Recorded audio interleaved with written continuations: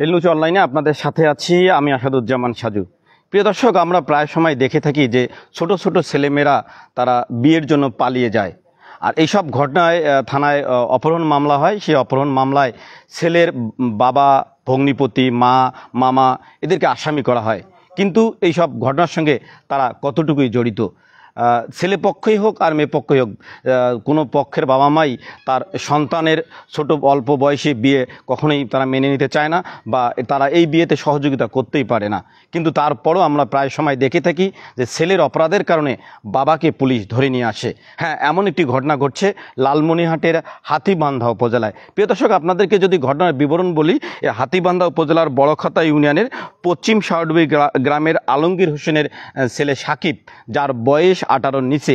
এই সাকিব মিলনবাজার যে মোজাম্মেল হোসেন উচ্চ বিদ্যালয় আছে, সেই মোজাম্মেল হোসেন উচ্চ বিদ্যালয়ের 9ম শ্রেণীর এক ছাত্রীকে নিয়ে গত 17ই মে তারা পালিয়ে যায়। দুজন, আমরা সরজমিনে গিয়েছি, আমরা জানতে পেরেছি দুজনের মাঝে ভালোবাসার সম্পর্ক ছিল, যে কারণেই দুজনে পালিয়ে যায়। দুই পরিবারের পক্ষ থেকে কিন্তু এটি খোঁজ খবর নেওয়া হয় তাদেরকে খুঁজে বের করার জন্য, কিন্তু এখন পর্যন্ত তাদেরকে খুঁজে বের করা সম্ভব হয়নি। এ ঘটনায় ওই শিক্ষার্থীর মা বাদী হয়ে হাতীবান্ধা থানায় একটি মামলা দায়ের করেছেন।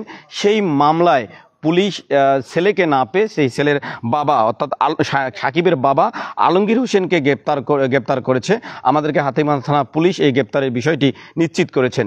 আমি এই বিষয়টি এই কারণেই দিতে যাচ্ছি যে ছেলের দায়ে বাবারা গ্রেপ্তার হচ্ছে, বা বাবারা এই ঘটনার সঙ্গে কতটুকু জড়িত।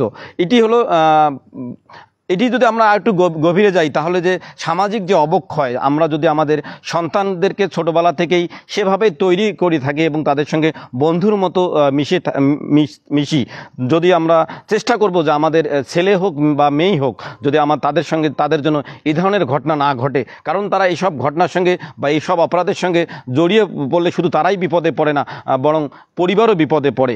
সে কারণেই আমি আজকের এই লাইভের মাধ্যমে সবাইকে আহ্বান করব, আসুন আমরা আমাদের সন্তানদেরকে প্রতি খেয়াল রাখি, তাদের সঙ্গে বন্ধুর মতো মিশি এবং তারা কোথায় যায় কি করে এই বিষয়গুলো খেয়াল করি। আলমগীরের মতো যেন আর কোনো বাবা তার ছেলের অপরাধের দায়ে যেন পুলিশের হাতে আটক না হয় এবং এই গরমে যেন জেল হাজতে তাকে যেতে না হয়, এই আহ্বান জানিয়ে আজকে বিদায় নিচ্ছি। অন্য কোনো দিন অন্য কোনো বিষয় নিয়ে আপনাদের সামনে হাজির হব। ততক্ষণ পর্যন্ত আপনারা ভালো থাকবেন, এলনুচ অনলাইনের সাথে থাকবেন। সবাইকে ধন্যবাদ। খোদা হাফেজ।